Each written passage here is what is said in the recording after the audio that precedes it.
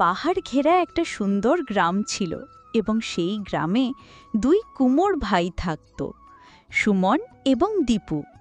বড়দা দীপু খুবই স্বার্থপর ও অহংকারী ছিল। দীপুর আচরণও ছিল খুবই খারাপ, সে সকলকে বিপদে ফেলত। অন্যদিকে ছোট ভাই সুমন ছিল খুবই সরল ও সৎ প্রকৃতির। সুমন তার বাড়িতে মাটির হাঁড়ি তৈরি করত। আরে সুমন, আমি একটা মাটির পাত্র চেয়েছিলাম তোমার কাছে। আজ সকালে আমার হাত থেকে এই পাত্রটি পড়ে ভেঙে গেল। ঠিক আছে কাকা, নাও, এই পাত্রটা নাও।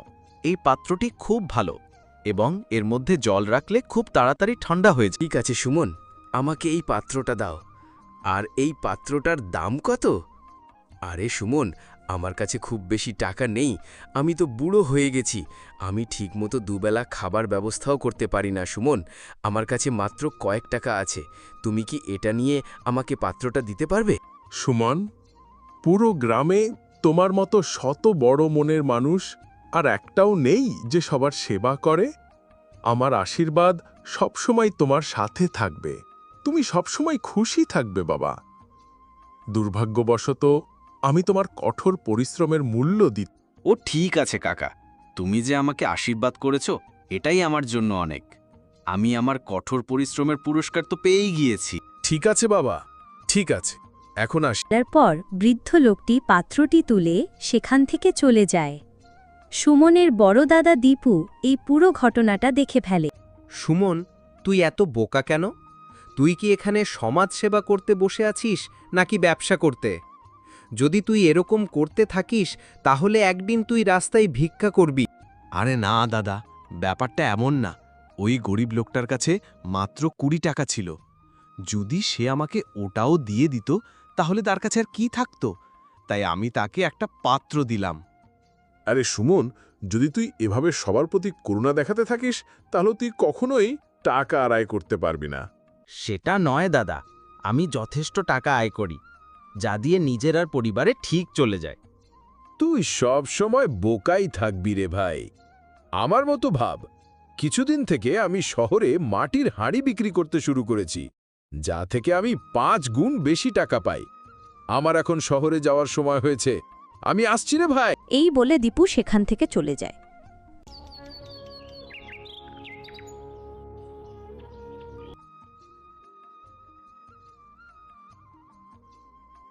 জানো, আজ যখন আমি নদীর ধারে জল ভরতে গিয়েছিলাম সেখানে দিদির সাথে দেখা হয়েছিল। তার গলায় খুব মোটা এবং বড় সোনার মঙ্গলসূত্র ছিল এবং দিদি বলছিল যে আজকাল তোমার দাদা নাকি শহরে গিয়ে মাটির পাত্র বিক্রি করছে আর যেখান থেকে সে 5 গুণ বেশি লাভ পাচ্ছে। দাদাকে শহরে গিয়ে টাকা কামাতে দাও, সে তার ভাগ্যের উপর বাঁচবে আর আমরা আমাদের ভাগ্যের উপর বাঁচব।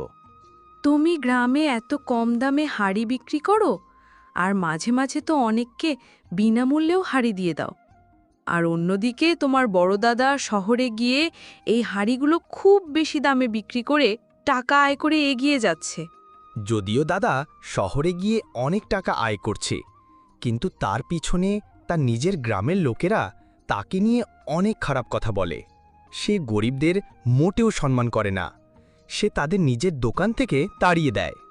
দাদা খুবই স্বার্থপর গো। কিন্তু তুমি আমার কথার মানে বুঝতে পারোনি।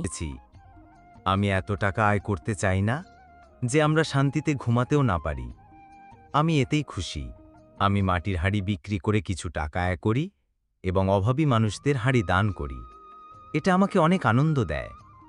তোমারও খুশি থাকা উচিত এবং খুব বেশি লোভী হওয়া উচিত নয়।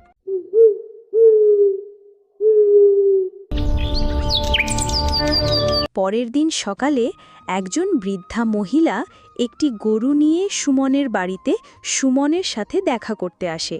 ও সুমন, তুমি কি সুমন কুমোর? হ্যাঁ, আমি সুমন, কুমোরের কাজ করি। তোমার কি কাজ আছে বলো? আমু তোমার সম্পর্কে অনেকের কাছে শুনেছি যে তুমি খুব দয়ালু। আচ্ছা, আমি তো তোমাকে এই গ্রামে প্রথমবার দেখছি। তুমি কি এই গ্রামে নতুন? না না বাবা, আমি তো পাহাড়ি বনে একটা কুড়ে ঘরে থাকি। আমার কিছু মাটির পাত্রের দরকার ছিল, তাই তোমার কাছে এসেছি। মনে হচ্ছে আজ আমি অনেক টাকা আয় করব। এই বয়স্ক মহিলার অনেক হাড়ির প্রয়োজন। হ্যাঁ হ্যাঁ বুড়িমা, তুমি যত হাঁড়ি চাও অবশ্যই পাবে। কিন্তু বাবা, আমার কাছে তো পাত্র কেনার টাকা নেই, তাই আমি তোমার কাছে এসেছি। আমি গ্রামবাসীদের কাছ থেকে শুনেছি যে তুমি অভাবী মানুষদের বিনামূল্যে পাত্র দান করো। বিনামূল্যে? কিন্তু বুড়িমা, যদি তুমি একটা পাত্র চাইতে তাহলে আমি তোমাকে বিনামূল্যেই দিতাম।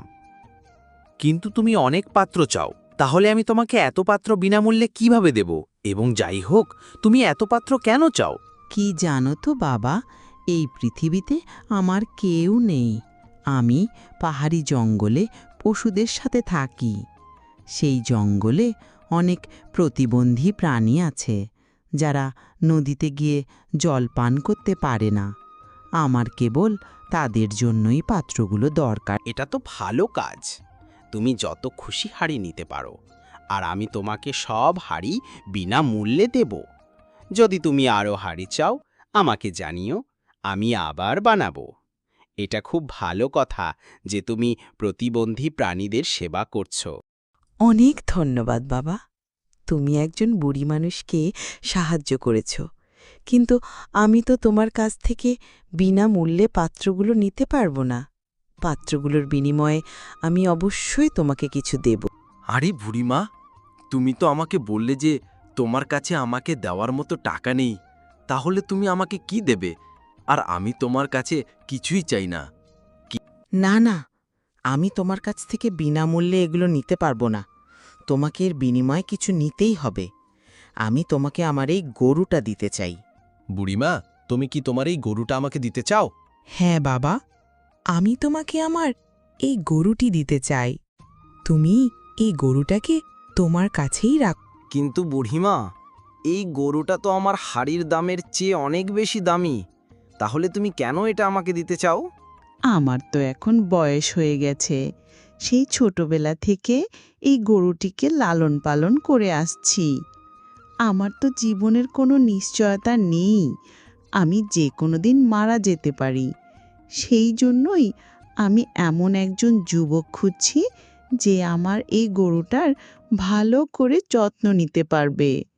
আর পুরো গ্রামে তোমাকেই সবচেয়ে সৎ এবং দয়ালু যুবক বলে মনে হচ্ছে। সেই জন্যই আমি আমার এই প্রিয় গরুটি তোমাকে দিতে চাই। বাছা, আমার গরুটার ভালো করে যত্ন নিও কিন্তু। ঠিক আছে বুড়িমা, তুমি যখন দিতে চাইছো, তখন আমি এই গরুটি খুব যত্ন করে আমার কাছে রাখব। কই গো, শুনছো? কোথায় গেলে? তাড়াতাড়ি এখানে এসো। কি হয়েছে? চিৎকার করছো কেন? আরে গরুটা কোথা থেকে এলো? জানো, একজন বৃদ্ধা মহিলা এখনই এখানে এসেছিলেন এবং তিনি আমাকে এই গরুটি দিয়েছেন। সুমন তার স্ত্রী মীরাকে সবটা বলে। ওহ, এটা কত আনন্দের বিষয় যে ওই বুড়ি মা আমাদের এই গরুটি দিয়েছে। তোমার খুব ইচ্ছা ছিল যে আমাদেরও একটা গরু হোক। এবার দেখো, তোমার ইচ্ছা পূরণ হয়েছে। তুমি একেবারে ঠিক বলছো। আজ থেকে আমরা একে গঙ্গা বলবো।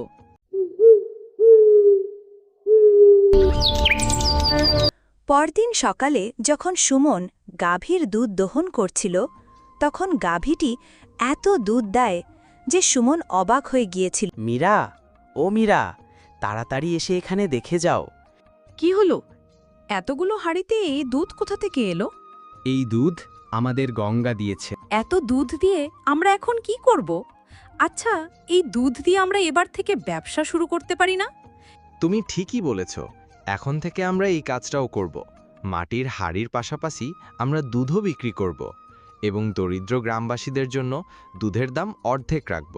এইভাবে সুমন এবং মীরা মাটির হাড়ির পাশাপাশি দুধের ব্যবসা শুরু করে এবং ধীরে ধীরে তাদের জীবন সম্পূর্ণভাবে পাল্টে যায়।